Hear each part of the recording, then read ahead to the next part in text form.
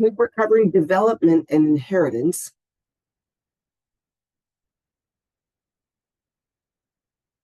So in the previous chapter, we talked about the reproductive system in quite a bit of detail. And I think the best way to approach it is that when it comes to especially female repro, because it is more complicated than male, is that you start by just looking at the ovarian cycle and the uterine cycle with no pregnancy. So you're going to have the ovaries go through a cycle of producing an egg, ovulating about mid-cycle, about the 14th day, month after month after month. And then you look at the uterus, it prepares itself for implantation. If there's no implantation, then it essentially exfoliates, you have menstruation, and it builds up the surface of the endometrium again. Right? And so you look at it at that cycle without any kind of pregnancy. But once you do have fertilization, implantation, followed by pregnancy, then we are going to include other hormones associated with that, as well as these different stages and events and processes. So stages, are periods of time where it takes to go from one stage to another. And within one stage to another, let's say going from a zygote to a morula stage to a blastocyst stage, we will go through these different embryological events or processes. Event it implies maybe it's just one day or it's a singular occurrence that is brief. A process might take a few days for something to happen. Right? So that's the best way to kind of think of it. So our stages are zygote, morula, blastocyst, 3-week embryo, kind of nerola, and then our 1-month embryo. And that's where I stop. The different processes or events are penetration, fertilization, cleavage process, differentiation, implantation, gastrulation, and then organogenesis. All right, so we're going to go kind of stage to stage and discuss or identify whatever event or process might be occurring within that stage that takes us to the next stage. Okay, so when it comes to, let me just kind of move this thing out of the way. All right, when it comes to penetration or fertilization, penetration is when the sperm actually is able to enter into the oocyte. So this occurs in the fallopian tubes, 12 to about 48 to 24 hours, after ovulation, at a region, very close to where the oocyte enters the fimbriae into the fallopian tube. It travels about 20% of the way down the fallopian tube before fertilization can occur, or where you want it to occur anyway. So penetration, the sperm penetrates the oocyte. It passes through and kind of carves its way through the cumulus oophorus, and then binds to receptors on the zona pellucida. And that allows the sperm head and its chromosomes to enter into the oocyte. When that happens, you have a calcium release between the two layers of the oocyte wall and the zona pellucida. Right? So you have the oocyte plasma membrane in the zona pellucida, and it releases calcium into that space there and elevates and pushes outward the zona pellucida, and that renders the oocyte impenetrable to another sperm. In doing so, it stimulates the completion of meiosis II of that secondary oocyte. All right, so those events happen when the sperm penetrates. Now, once the sperm is inside, you can have intermingling of the 23 chromosomes of the oocyte with the 23 did I just say pairs? The 23 chromosomes, yes, I did say that right, of the oocyte, and the 23 chromosomes of the sperm can now intermingle. They form what's called, pronuclei. And now we have a zygote. So the fertilized ovum is called a zygote. So that is stage number 1. It's preceded by the events of penetration and fertilization, and that leads to the zygote stage. So now once we have a single-celled structure, now we need to go through replication. This just shows you in this diagram after the sperm penetrates the secondary oocyte, the oocyte completes meiosis two, and we produce that last the polar body, and now we have the intermingling of the chromosomes. So down here at number 4, fertilization is accomplished and the DNA replicates in preparation for the first cleavage division. Right? And then you have a zygote. Right? And this just shows you, I like this picture, the male and female pronuclei here, as they start to intermingle. Okay, so we had the zygote stage. So upon fertilization, a one-cell structure is formed. Right? The zygote then undergoes the cleavage process to become a morula. So the cleavage process is a series of divisions. Right. The process in which the zygote divides mitotically without changing in size. So what's going to happen is that and remember we have this kind of hard calcium layer surrounding this zygote now. It keeps that structure from getting any larger, at least at this point. So it's kind of like, an egg yolk and white in an egg shell that has a hard outer surface. So kind of think of it that way. All right, so this zygote now is going to go through rapid mitotic, well, not rapid, but mitotically dividing over and over again to become a solid sphere of cells called a morula. So we start with 1 cell, we end up with 2 cells, 2 cells to 4 cells, 4 cells to 8 cells, 8 cells to 16, to 32, to 64. By day 4, we have a mass of very small cells in that same container. Right? So we start out with one big zygote, but when it divides in half, and if that calcium shell surrounding it isn't flexible, then the cells become smaller and smaller as they divide, but they're all packed in there. And that's called a morula. At this point, the morula, by about day 5, is now going to be approaching and entering into the to the uterus. And so at this point, it develops what's called a fluid-filled cavity, and it becomes what's called a blastocyst. That cavity is called the blastocele. But about day 5, one end of the cell is going to develop this like a balloon and the fluid accumulating in one end, and it takes the rest of the cells and pushes them off to the other end. Similar to what happens during development of the Graafian follicle, where we have the antrum, the fluid-filled area of that follicle develop, because I'll show you that picture in just a minute. It takes on a very similar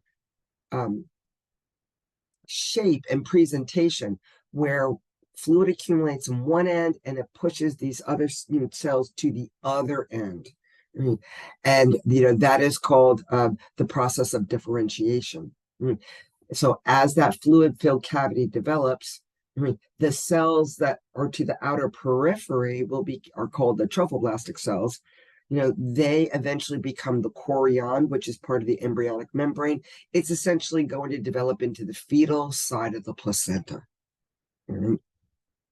It is here where human gonadotropin releasing hormone is going to be released from that tissue. So we had the cells to the outer periphery called the trophoblastic cells, and then that mass of cells that gets pushed to one end, of this blastocyst is called the inner cell mass, and that becomes the embryo. Now that it's at this stage where you have a fluid-filled end at one end and the inner cell mass to the other, and the trophoblast cells to the outer periphery, then it can implant in the endometrium. So once it's entered into the uterus, now that cell can, it can expand. That calcium layer is going to kind of degenerate so that these trophoblastic cells, now come in contact with the endometrium, and it allows it to kind of bore into the endometrium and implant. So let me just show you what I'm talking about as far as that same presentation. All right, so down here in the ovary is showing you the different phases of meiosis 1 and meiosis 2. The different stages, that follicle stimulating hormone is stimulating, to go from a primary follicle with its primary oocyte to a secondary follicle, secondary oocyte, a mature follicle, that Graafian follicle that has this great big fluid-filled antrum, and then at 9 o'clock we have ovulation. Okay, so here, just before ovulation, this is what I'm talking about. So this secondary follicle has the granulosa cells to the outer periphery, and one end became very fluid-filled, pushing the secondary oocyte and some of the follicular cells or granulosa cells that surround it off to one end. And then when it merges here at about 9 o'clock for ovulation, then it kind of turns inside out and spits out that secondary oocyte, that is has stopped in meiosis too. So that big fluid-filled area. Now, when we look over here at about 3 o'clock and we look at that trophoblast here, do you see how it has a similar presentation where you have cells to the outside, and then you have this mass or cluster of cells pushed off to one end, and we have this fluid-filled region in here. That's called the blastocystic cavity or the blastocyst. The whole thing's called a blastocyst, but you have that cavity there, that fluid-filled cavity. All right, and then so that cluster of cells is the inner cell mass, and that's going to become the fetus.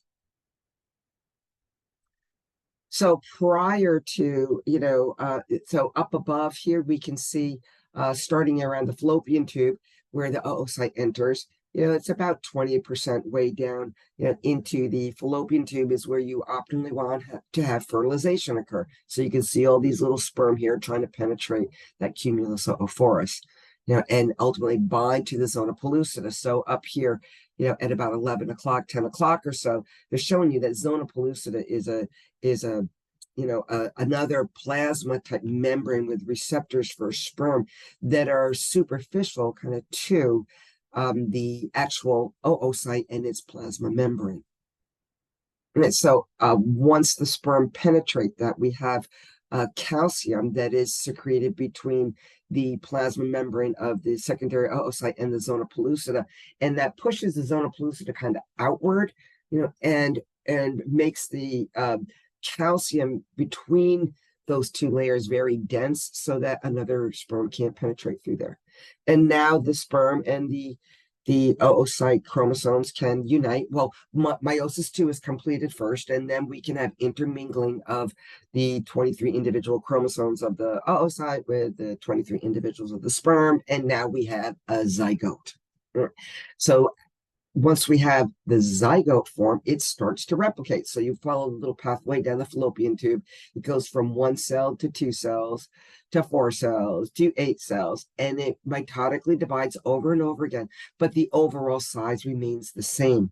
And that way, it doesn't get caught within the fallopian tubes. If it expands too quickly, and we break down that, degenerating zona pellucida to the outside, it shows you here, at about 1 o'clock.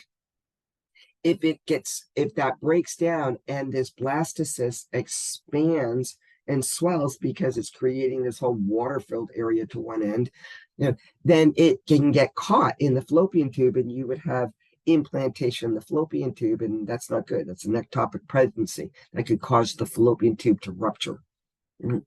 So it needs to stay in this tight mass of cells until it's just about ready to enter into the uterus. And now when it can expand and get larger, and there's no particular risk associated with that.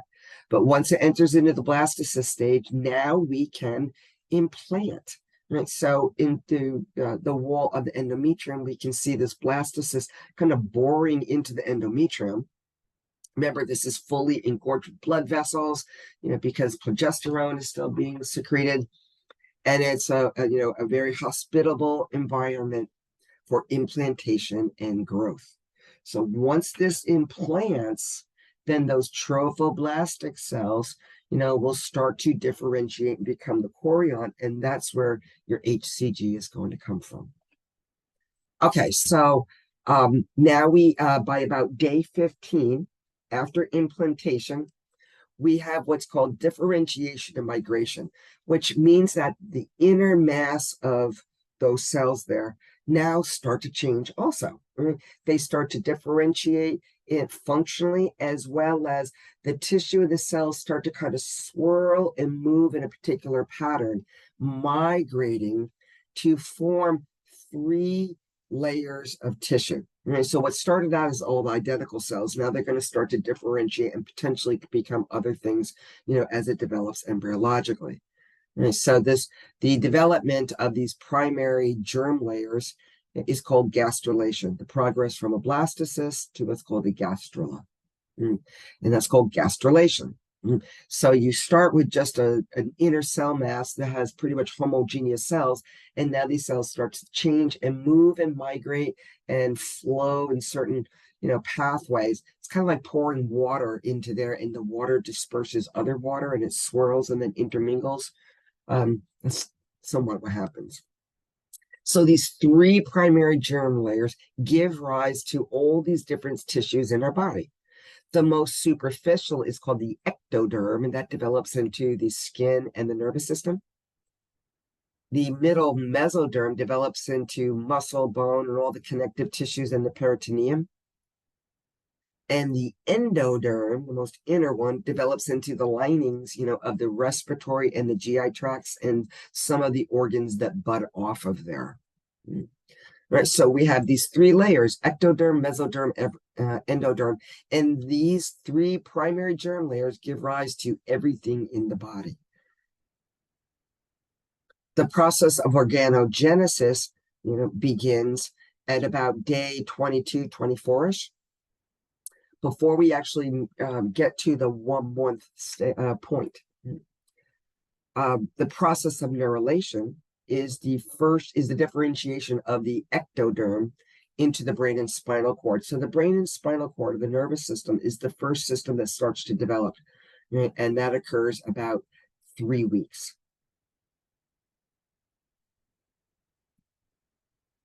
Our embryonic membranes are the amnion, which is like the amniotic fluid that it protects and acts as a shock absorber to developing fetus. It also helps with temperature regulation. We have the chorionic villi, so the trophoblast cells become the chorion, which becomes the chorionic villi. And those are little capillary kind of networks that are established on the fetal side of the placenta. You're going to have the fetal side of the placenta, and you're going to have the maternal side, where the blood vessels come close to one another, but the blood does not intermingle. It allows diffusion of things between mom's blood to fetal blood, but that's it. Well, and some, I will say, some IgGs, G antibodies can cross the placenta. And this is where HCG is going to be released. Peaks around 9 weeks. And then we have the yolk sac, which I'll show you a picture of that on the 1-month embryo. It's an early source of nutrients and the first blood cells. Okay, so here we have the blastocyst that's implanting. Well, it's implanted already, I should say. And here we start to see the formation of these different differentiation of your cells. We have over to the right-hand side, we have neurulation, that has occurred, where we have our 3 germ layers. We have the blue layer, the red layer, and the yellow layer right here in the center.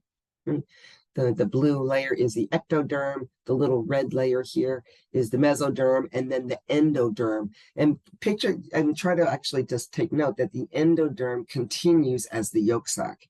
That's why that layer becomes the linings of the digestive system and the respiratory system and some of the organs that bud off those 2 systems. All right, so this is what these are our primary germ layers, right? Ectoderm, mesoderm, endoderm. And now we know what they ultimately develop into. The ectoderm develops into the skin and to the nervous system. The mesoderm is essentially the muscle, bones, all these connective tissues, cartilages and whatnot, and different glands. And then the endoderm is the linings, and some of the organs in the peritoneum, some of the organs along the digestive and respiratory pathways. We can see here the chorionic villi. All right, so let's just kind of take a look at what is going to be um, um, the merging or the approximation of mom's blood to fetal blood. So when we look at the fetus that's implanted here, we can see these extensions called the chorion kind of burrowing into the endometrium. We can also see, these lacunae, or what's called intervillous spaces containing blood. Right? That's mom's blood coming close to what is going to be on the pink side here, the fetal blood. Over to about 3 o'clock, we can see the umbilical cord starting to form here. So we will see how this develops. But I think what is good to see in this picture is the difference between mom's blood on one side, and then we have what's going to be fetal blood on the other side circulating. Okay, so placenta development. The chorionic villi containing blood vessels grow into the endometrium. Remember that eventually this fetus is going to have its own blood vessels and things. It's just in the early phases of this right now. It can't grow, the heart and all the blood vessels all at once. So it's going to go in phases. Maternal and fetal blood are separate from one another, but proximal enough for diffusion. The umbilical cord, or the fetal side of the placenta, contains 2 arteries and 1 vein. Remember when we looked at the pulmonary circulation of blood, and we said, there are, virtually all arteries are blue and all veins are red, except pulmonary circulation, because pulmonary arteries are blue and pulmonary veins are red. And there's one other place, and it's fetal circulation. So this is it, the umbilical cord, the fetal side of the placenta. The arteries transport blood away from the heart of the fetus, but it is still deoxygenated, so they are blue arteries. And the vein that transports blood from the placenta back to the fetus is oxygen rich, because it gains oxygen from mom's blood. Now, when blood circulates through the fetus, it doesn't, and remember that the fetus is not breathing. So there's really no reason to send blood to the lungs. So there's going to be certain bypasses, to circumvent that. I mean, blood will circulate there, but not the significant amounts that, that occur, as a breathing human being. So we have a bypass that kind of circumvents circulating most blood to the lungs at this point. We also go around the liver too, because the liver is forming and doesn't have any really functional capability. So, for us, pumping blood from the left ventricle is oxygenated blood. The aorta is red, all the arteries and systemic circulation, they're going to be red. Because we're pumping blood that just came from the lungs that was just gas exchange. But in a fetus, it's not like that. There is no oxygen or breathing occurring in the lungs yet. So the arteries, we have 2 arteries that tells you the direction of blood flow. And the color here in blue tells you the carbon dioxide level. Right? And then the vein transporting blood from where it's been, so is at the umbilical cord and at the placenta, those arteries are going to branch out, and we're going to drop off the carbon dioxide and pick up oxygen from mom's blood. Mom's going to pick up the fetus, the fetal waste products and carbon dioxide, and we're going to transport as a vein back to the right side of the heart, as a red vessel, because now we're oxygen rich. Okay, once we read about the 1 month point, though this is going to be weeks 4 to 8, this is the process in which all body organs and systems start developing. Now, we know that the nervous system has already started at about the 3-week point, about 22, 24 days, so about 3 weeks. But by the end of this, by the end of the 8 weeks, by the end of the 2nd month, is that we are now see all body systems developing, limbs are visible, eyes and ears, or the pinna at least, may be present, and external genitalia may be differentiating. So this is what's occurring, at the beginning of the 1 month stage to the beginning of the second month stage, weeks 4 to 8. And that's, really where I stop. Embryology, is a really difficult subject. You have cells in one location, and as they travel, migrate, they differentiate. Now they have a different name. And it's hard to kind of picture where all these cells are going, where you start out with one cell and you end up with, an infant at the end of 9 months. How do you go from here to there? And to be able to follow it all and follow the migration of these tissues and development is really quite complicated. It's probably the most difficult course I ever took, because it was hard to develop a mental picture, of that. I think pharmacology is wicked hard, is very, very difficult also, because at least in anatomy and physiology, we have a lot of Latin terms, that are easy to connect to why we're calling things the way they are, like how the muscles are named and bones, but when it comes to embryology, it's really quite difficult. And so it's very complex, but it's absolutely fascinating. So if you ever have an opportunity to take a class like that, I would take it, but I would be prepared to put a lot of work into it, because it really, is quite a lot of detail to it, and it's difficult to develop a mental picture. But in any event, I think some of the resources now are probably much better. When I took this 30 years ago, we didn't have quite the same resources, and we didn't have, these resources on the internet and things. So, it's better now. In any event, this is showing you, what would be similar to the models that we have for a 1 month embryo, where we now are embedded in the endometrium. And you can see the endometrium is a light pinkish tissue toward the back. See how it covers the surface? It actually, after implantation, the endometrium actually kind of grows over and protects, that embedded structure.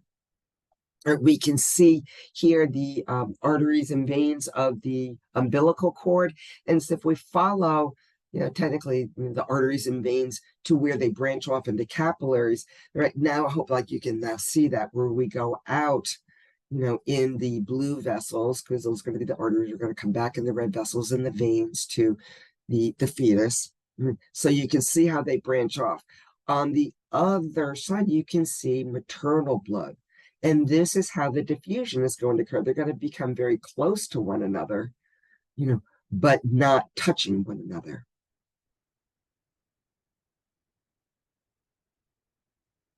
Okay, so they come close enough for diffusion to occur, and blood will circulate all through here, and that allows nutrients to get to the fetus. Now over to the right, around 3 o'clock, we can see that yolk sac. And so it kind of looks like, a chicken developing, because we actually all kind of develop very similarly.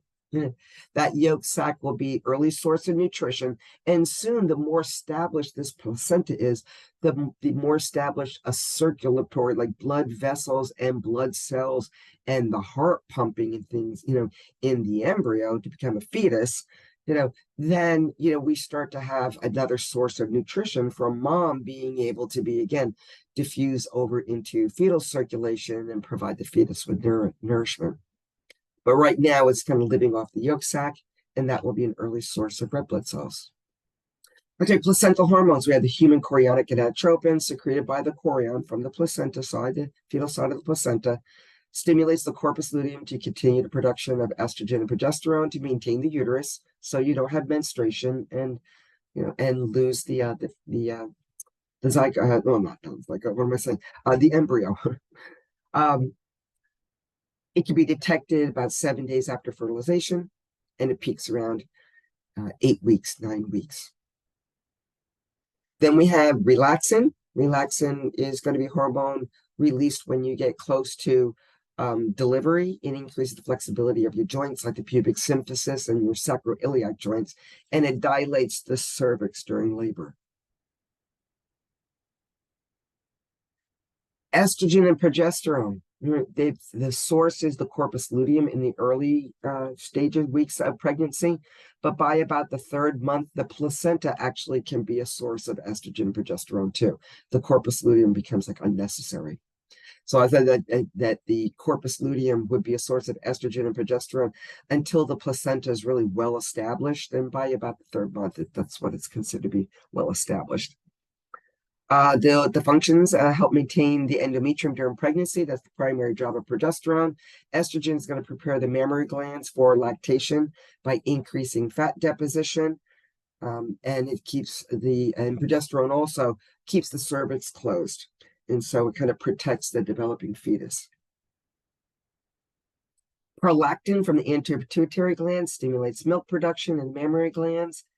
And oxytocin, remember that's formed in the hypothalamus, but stored in the posterior pituitary, right? Oxytocin, when you're ready to go into labor, is going to be released, and oxytocin targets the myometrium for uterine contractions to expel the fetus, but it also targets the mammary ducts, for release of milk and what's called milk letdown, to go from the glands down through the duct systems and ultimately to the surface of the body. Okay, that takes us to inheritance. Right, so we're going to look at some of the inheritance patterns that we're as part of this chapter. I don't go into extraordinary detail and multiple examples. I'm not going to be drawing out a Punnett square, but hopefully you have the textbook, and if you don't have the textbook, that's fine. The questions that I ask can be answered from using the notes. But if if you get a chance, Khan Academy has some really good videos. And I believe there are a couple of videos on the course page too. So, that link you to a Punnett square and some other topics, in genetics. Okay, so when it comes to inheritance, we have what's considered Mendelian genetics and non-Mendelian genetics. So Mendelian genetics is when we have one gene that codes for one trait. All right, so when we're looking at these examples of what's called autosomal, it's called autosomal dominance and autosomal recessive inheritance patterns here, autosomal dominant and autosomal recessive. These are going, and now I'll go back. These are our examples of Mendelian genetics. Right? You either have this trait or this disorder, or you don't. I mean, there's no in between. You either have it or you don't. And either a trait will be recessive to being normal, or be dominant over being normal.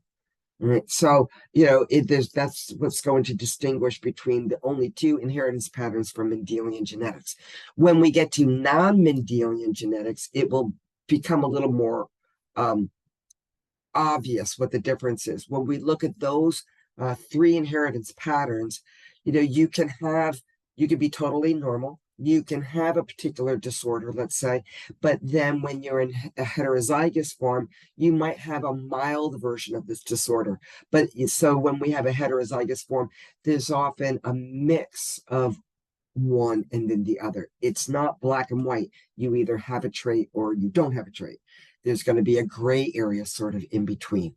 Right, so hopefully the difference between these will become a little more apparent. I'm not going to ask you to define the difference between Mendelian and non-Mendelian, but for people who took Bio 1, Bio 2, this will be, review, really.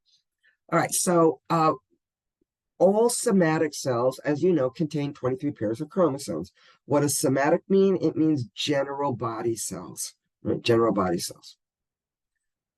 So out of these 23 chromosomes, the first 22 determine body traits. And the last pair, or that 23rd pair, is going to determine the sex of the individual. One chromosome contains one DNA and different proteins. Autosome means it determines body traits. Sex chromosome determines sexual characteristics in sex, such as if you inherit an X each from each parent, from your dad and from your mom, then that determines female. If you have an X and a Y, it means male. Each chromosome contains many genes, and alternative forms of genes are called alleles. Right? Alternative forms of genes are called alleles. Right? This is what's called a karyotype. We can get DNA samples and take all the chromosomes and line them up, starting with pair 1, 2, 3, 4, 5, and 23 down at the bottom. And so you can compare and contrast them. And you can see different regions, that are stained different colors here, on these different chromosomes. The resulting display is a karyotype, which is examined for chromosome number and structure. I think they're kind of interesting to look at. They're kind of pretty. This shows you a normal male karyotype. We always laugh in class. I was like, is there really ever a normal male? Like, is there ever a normal female? But it's just a joke. All right. So here we can see a plan of that karyotype, chromosome pairs 1, 2, 3, 4, 5, 6, 7, 8, 9, 10, and so forth down to the lower right-hand side. That would be the 23rd pair. Right? If you inherit one X and one Y, then that means you're male.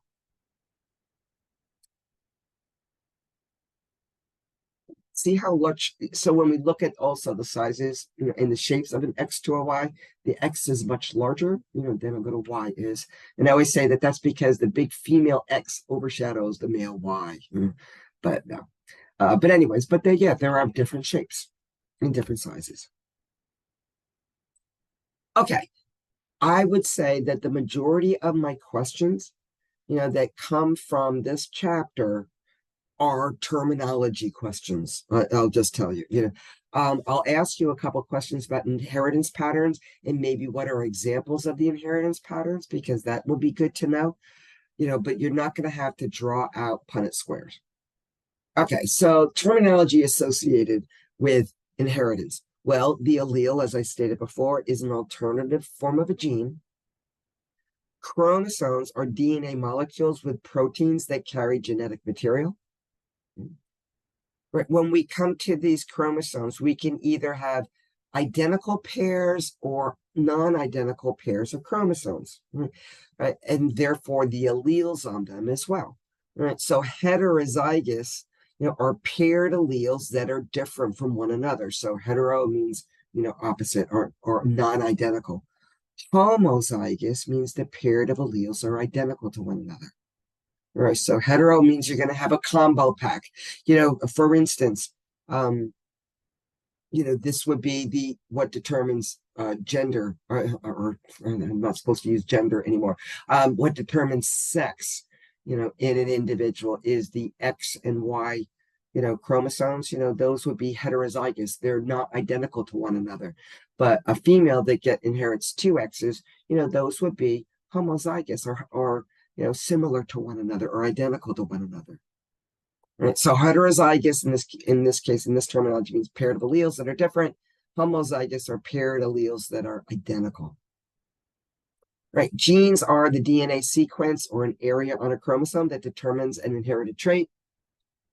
And homologous refers to the chromosome pair. Chromosomes that belong to a pair because they contain similar genes are called homologous. Okay.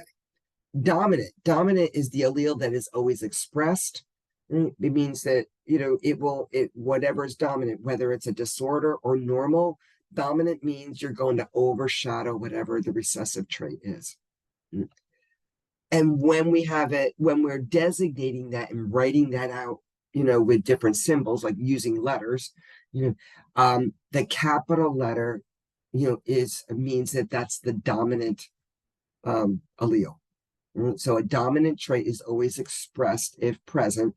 Let's say we were, and it doesn't matter what letters you use for any of these disorders, or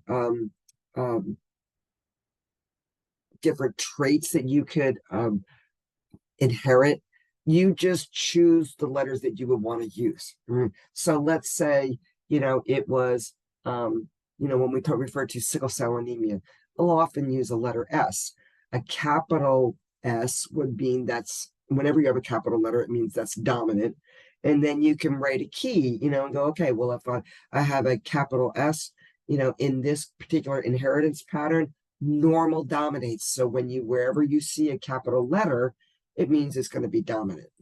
Or at least if you're homozygous dominant, if you have two capital letters, then, it's going to be normal, let's say, you can assign whatever letters or symbols you want to use.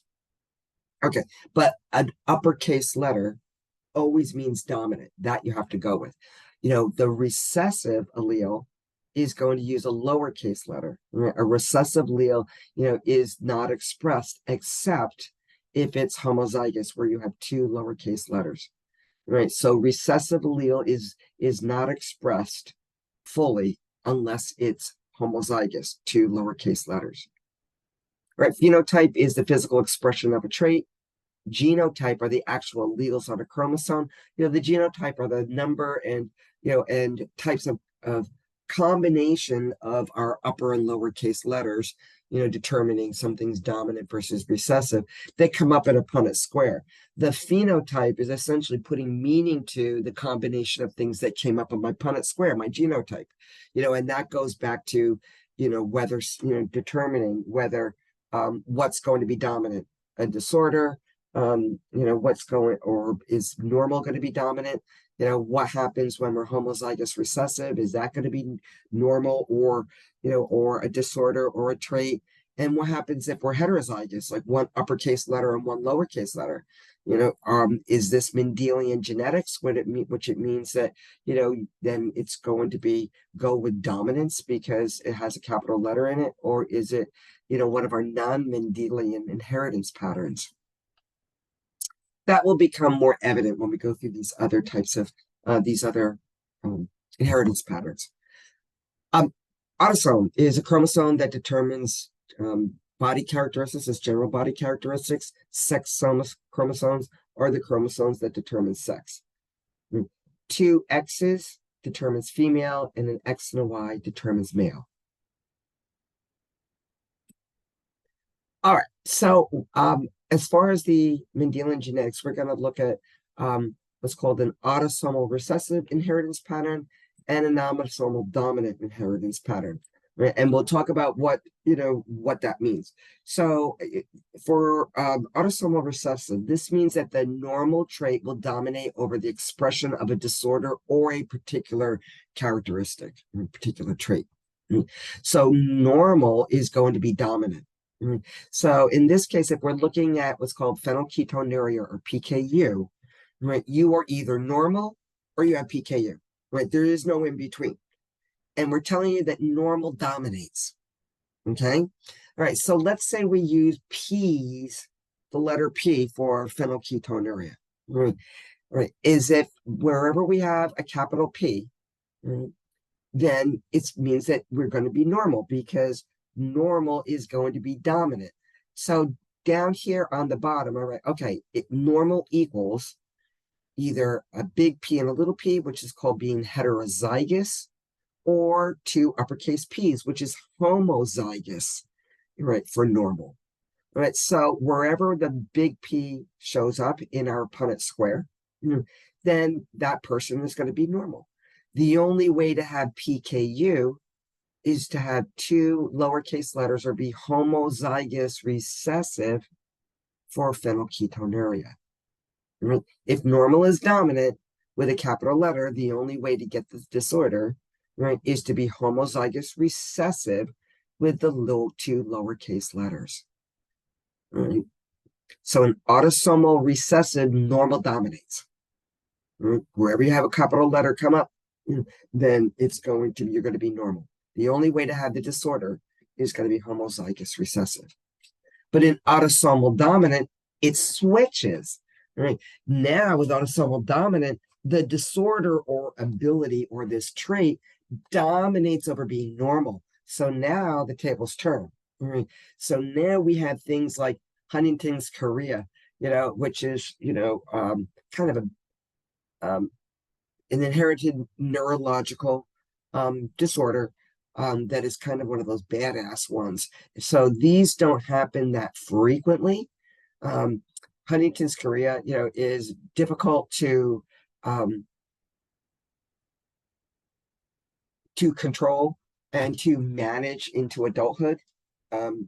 Formerly, years and years ago, you wouldn't probably live more than and this is mostly males that will have Huntington's chorea, probably much older than 45 years old, somewhere around there, now survival rates are extended.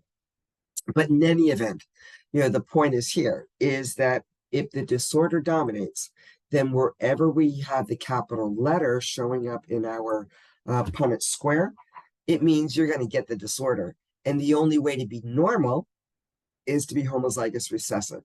Right? So, it says having the disorder or the ability dominates over being normal. If you inherit a capital H, right, you will have the disorder, whether it's homozygous dominant, or whether it's heterozygous. You see, if your makeup is two capital H's or uppercase or lowercase h, homozygous dominant or heterozygous, it means you're going to get the disorder.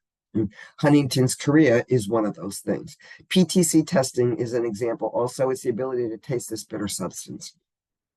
So let's say we use capital H, to represent Huntington's chorea gene because it dominates over being normal. Right, so I draw out here, whenever I'm looking at these, what is the combination of letters that would determine that you were normal, and what are the combination of letters that would determine that you have Huntington's chorea? So then I write here, in blue, to capital K, capital H's or heterozygous, big H, little h, alleles mean that you have Huntington's chorea. Normal is going to be homozygous recessive, two lowercase h's. Both autosomal dominant and autosomal recessive inheritance patterns follow the classic Mendelian genetics inheritance patterns. One trait will dominate over the other. And when you're heterozygous, you're not a mix of anything. It doesn't make you anything different. You either, have a disorder or the trait, or you don't. There is no in between. But in non-Mendelian patterns, we have, when in the heterozygous form, we often have a mix. So following our non-Mendelian inheritance patterns, which means that the way you interpret the phenotypes will be handled differently and based on the particular pattern identified. So each of these patterns, incomplete dominance, codominant, and sex length, you have to handle each one independently. It'll have its own way of determining what is normal, what is carrying a certain trait, and so forth. Okay, so incomplete dominance. Our example of incomplete dominance is sickle cell anemia. The heterozygous form may be a mild form of the disorder. All right, so now we either have normal sickle cell anemia, or we could have a mild form of the disorder, and that's not uncommon. So neither allele pair is dominant, really over the other. The phenotype is usually a blend of the two. All right. So I will tell you though, that normal does dominate over having sickle cell anemia. Is that, and therefore, if we use the letters S for sickle cell anemia in this incomplete dominance, then wherever we have, where we have a capital letter means that we're going to be, that it means it's dominant, and in this case, normal dominates. So to be normal, we will have two capital S's. Homozygous dominant will be representative of being normal. So normal is going to dominate, in this case. But and so it's not that what we looked at previously in Mendelian genetics, where wherever we had a capital letter was going to be normal.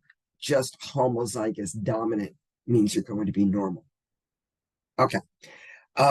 Then to have sickle cell anemia, we will be homozygous recessive. So when we have two lowercase letters, that means you have full-blown sickle cell. Right? All right, so what's going to happen with the heterozygous form? Because before heterozygous, because it had one capital letter, it followed the pattern of autosomal dominant, autosomal recessive. But now in incomplete dominance, that heterozygous form means that you actually can have a mild form of sickle cell anemia and are capable of passing it on to your offspring. You may or may not have symptoms, or cells may appear, or cells may appear abnormal, and they often do. I will just tell you, as someone who's looked at a lot of blood over the years, and I'm licensed, to do these evaluations in hospitals, is that when someone is is heterozygous for sickle cell like this, is that they might not have an abundance of cells that are sickling, but they will frequently, if you're looking at their blood, you'll find them scattered here and there. Because remember, red blood cells and erythrocytes are the most abundant cells in your blood. When you see a few of them sickling and not abundantly sickling, then you can probably make a fair guesstimation, so to speak, is that they're actually kind of a carrier and have a mild version or form of sickle cell anemia. Sometimes that can particularly worsen in a person that just has like this mild form when they go into high altitude or low oxygen tension environments, can cause more cells to sickle. They usually don't go into crisis, but they can feel kind of lousy, and pretty lousy. Someone that has sickle cell has these generally, will have these go into these cycles of crisis where cells will sickle, very, very rapidly, and abundantly. And because they now have abnormal shapes, the spleen starts to remove them from circulation. So you reduce your oxygen carrying capacity. When they sickle, you have now reduced your oxygen carrying capacity. So you become, rather hypoxic and anemic. They also have a tendency, the plasma membrane, to get rather sticky, and they have a tendency to kind of agglutinate with one another, and sometimes block some of the collateral circulation surrounding elbows and knees and even hips sometimes, so that it's very painful for patients, to go through these crises. So incomplete dominance means that when you have the heterozygous form, is that you're not totally normal, you're not full-blown sickle cell, you will probably demonstrate a mild form of sickle cell anemia, and you're capable of passing it on to your offspring. Okay, then we are going to go on to the codominance, which is how we inherit different blood types. And this will not make sense. An example of codominant inheritance patterns is how we acquire and determine our blood type. Two traits are equally expressed on the most part. Okay, so let's look at this. We know that when we look at blood typing, which we did in the first chapter, in the blood lab of the blood chapter. If you're blood type A, it means you have A antigens on your cell surface. If you're blood type B, you have B antigens on your cell surface. If you're blood type AB, it means you have both A and B antigens on the cell surface. And if you're blood type O, you have at least neither A nor B antigens on the cell surface. Now, you can have other antigens, but you don't have, A's or B's. Okay. So what determines that I make A antigens on my cell surface? It means that I inherited either two A's, one each from each of my parents, or an A and an O. So if you're what's called homozygous for blood type A, it means I inherited an A from my mom and an A from my dad.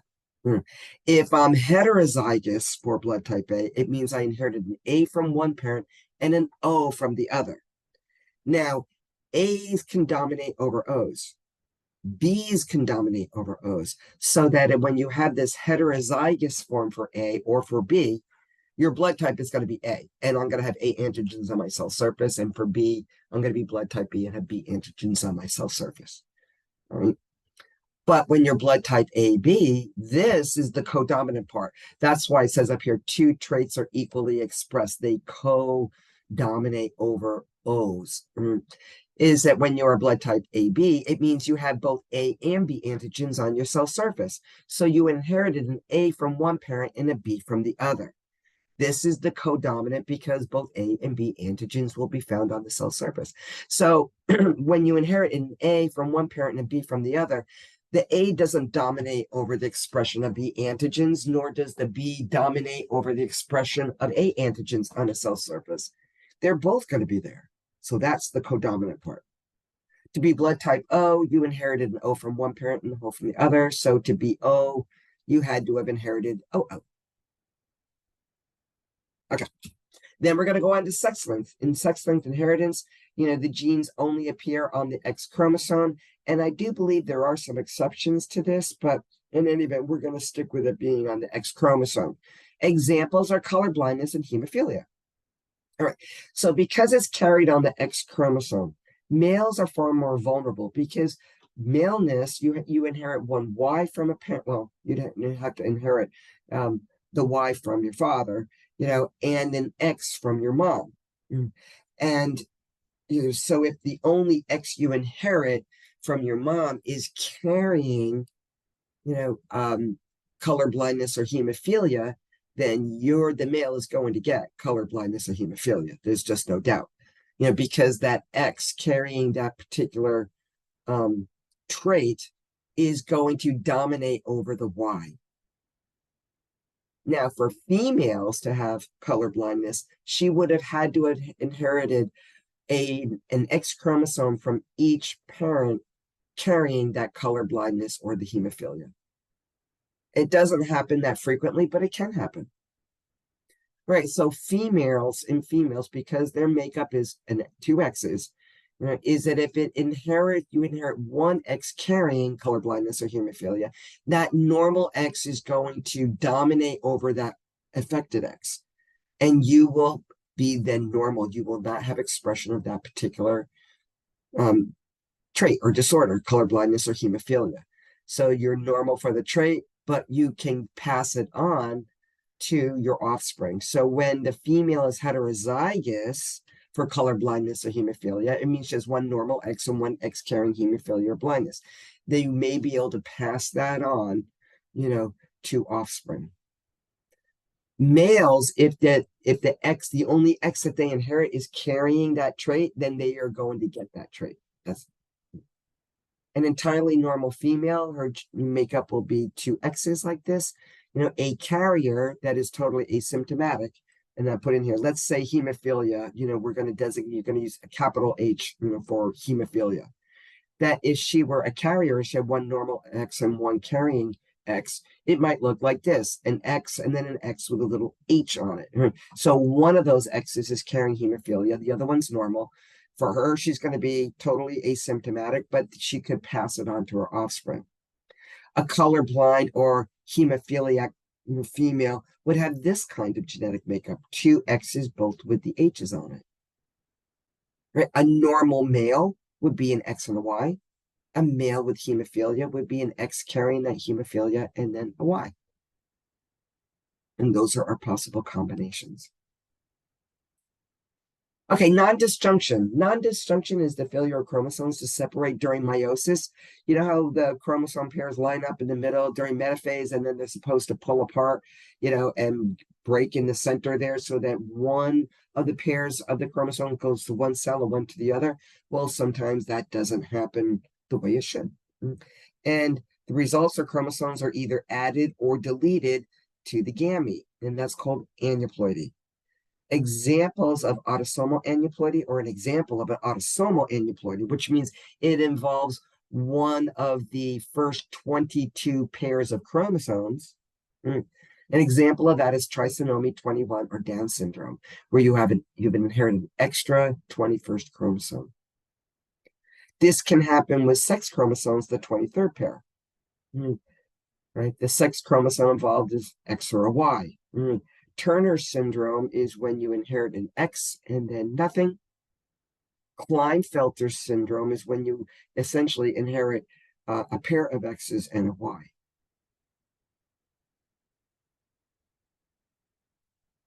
Polygenetic inheritance, certain traits, and a lot of them, that are present in our body, are controlled by combined effects of many genes. Skin, eye color, hair color, height, and build. They're examples of what's called polygenic inheritance. So you see, there's no one way where everything is inherited in all the same way. There's this, through this years and years and years of studying these different patterns, they found that we have, and there are more than just this, of ways in which we inherit these different traits that are exhibited in our bodies.